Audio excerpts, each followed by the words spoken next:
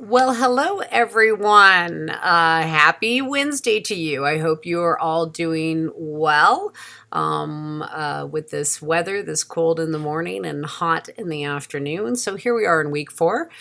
First, I want to say thank you so much for being so patient about the switch up from SketchUp to Tinkercad.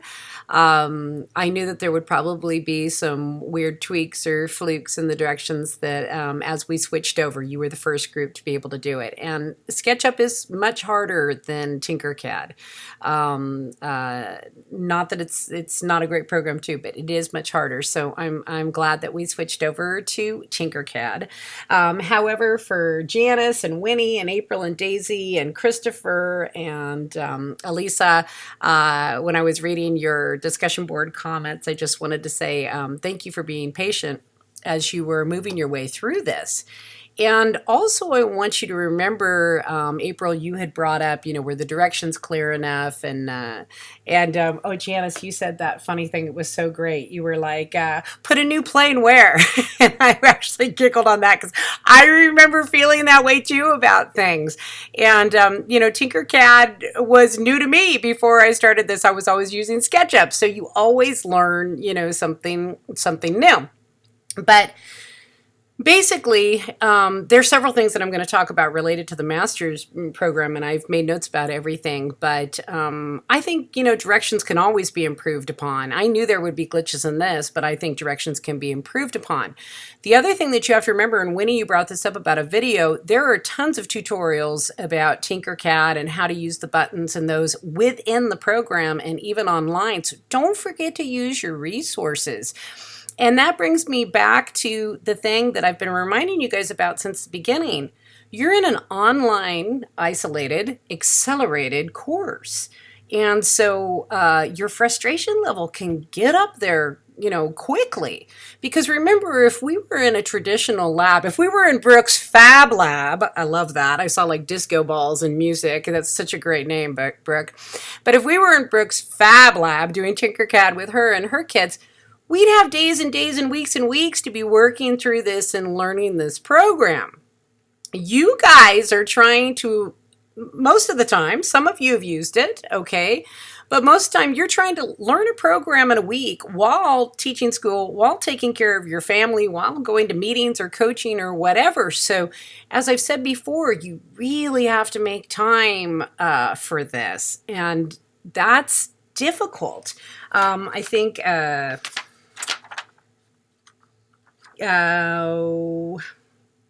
Michelle, you talked about how difficult it is to go back to class as you threw in our face that you had been running 20 miles. Thanks for that. I can barely walk to the bleachers and back right now. So good for you. I was impressed. But you're right. Getting back into school and then the final push for graduating with a master's degree, all those things, make it hard to learn new things. And Dawn, you had brought up something that you guys need to remember for yourselves. And I thought this was a really great point. You said, where do we have time to allow students to create? Well, that goes for you guys too. Where are you going to allow yourselves time to be able to create? And, my son's a musician. He's a professional musician. He does technology in music. And he saw me yesterday. I came home from school and he was working on something in we have a music studio at the house, and he was working on something in the studio for his company. And I came in and he was just touching base with me, and he could see that I was tired and I was worn out, and he knows that I'm an artist, as well. And he said, "Mama, when are you going to retire?" And I said, "Probably in about 4 years." And he said, "I'm looking forward to you having more time to create." And we all know, we tell this to the kids too, you have to make time for yourself to be able to create and to relax into things and learn. And Christopher, I really liked what you said you said that you had to take a break and play some games and like watch YouTube, as you were becoming comfortable and confident, with Tinkercad. And that's absolutely true. We have a tendency to be hard on ourselves. We have a tendency to put everybody else first, and then we're struggling, to get our stuff done or enjoy creating or to learn something new. And Shafonda, you said this great thing that I think is really true about all of education for our students, for ourselves, whether it be technology or learning, something on the guitar or whatever. You said that you saw Tinkercad as a brain teaser, and you said it calms me and frustrates me all at the same time. Well, isn't that the truth about learning? And whenever you feel this frustration level, and this is the other thing that I want you to remember, to bring back to your classroom and bring back to your teaching and bring back to reflecting on your own practice. This is how, I've said this before, this is how our students feel all the time. They feel frustrated, but then they feel exhilarated, when they get something and they say the same thing to us. And oftentimes we can pull back with ego. They'll be like, well, could the directions have been clearer? Could you have told me this? Where did I find this?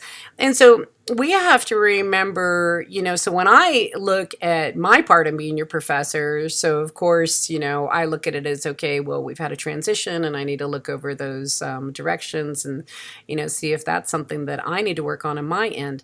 And then it's also a good reminder, of how my students feel all of the time. And that fine line, and it's very hard when you're in accelerated online class, it's done in 8 weeks. When you're learning something new.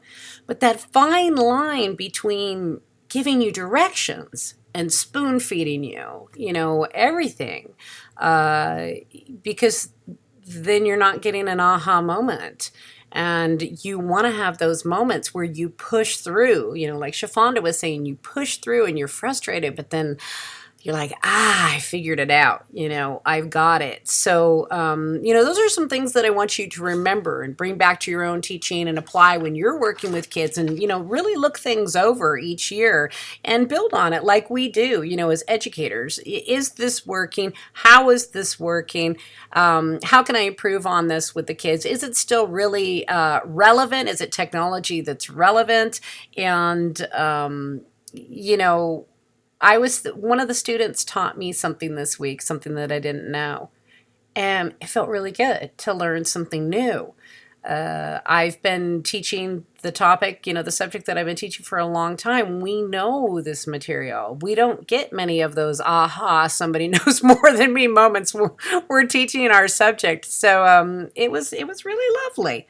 Gabriella, I laughed when you brought up the Atari game in the 1980s. I remember when it first came out, and my brothers and I were just sat around playing the Pong. Oh, that was so exciting to play Pong for hours on end.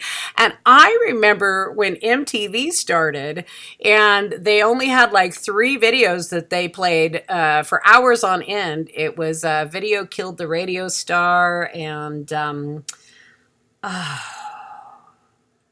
Rock Onto Electric Avenue, and then there was one other one by Ellis Costello that I can't think about right now, and then it would just go static, for hours on end. So it just shows you how, we were we were so amazed by Atari, and now what we see in gaming is unbelievable.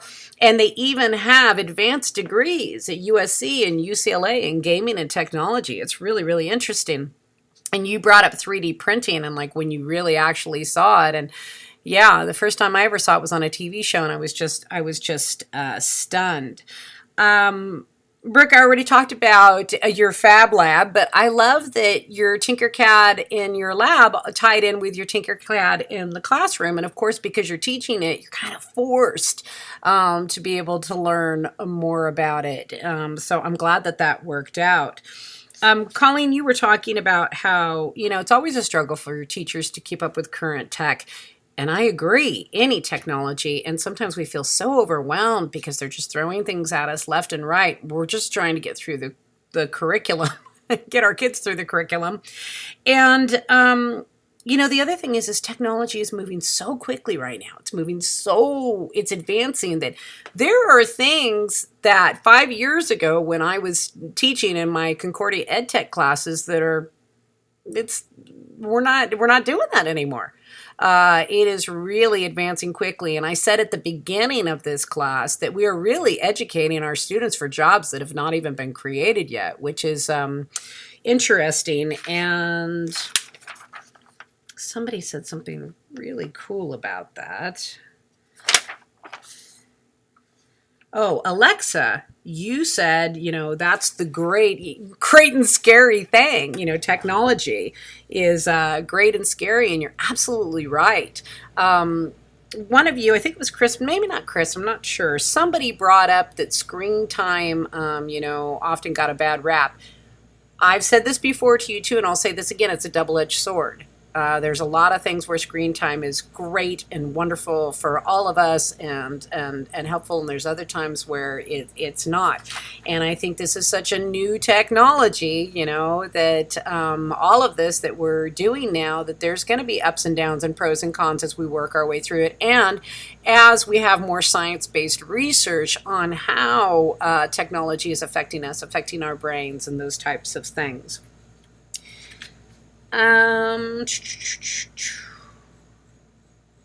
Callie, I loved your advice to Christopher about AR and PE. I thought that was a brilliant idea. You brought up Legoland, and I liked your advice to Abby. Abby, when that new baby's sleeping, read your books. Get your rest, though, too. I'm going through here and seeing.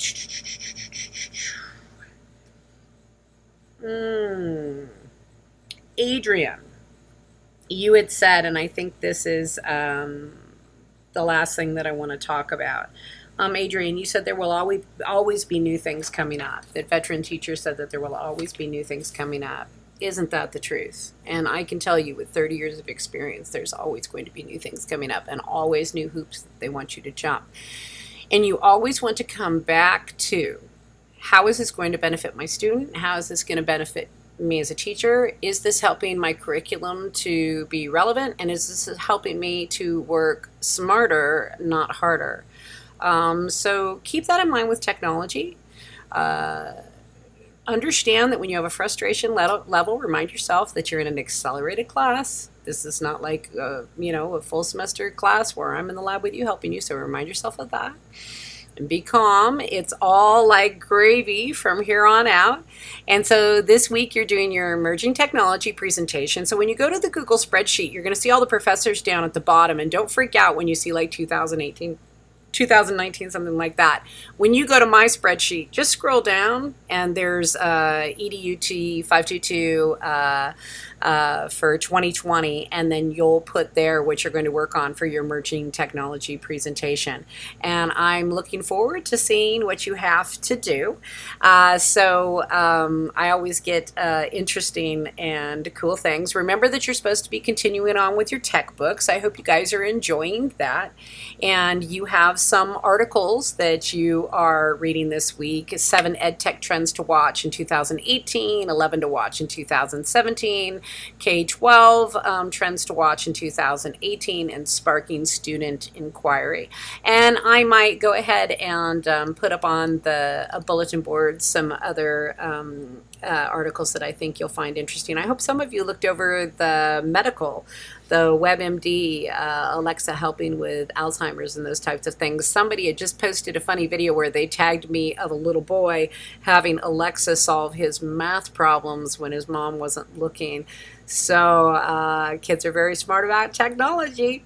I want you to have a wonderful week. Please contact me if you need anything. Know that I'm here for you. Take care. Bye-bye.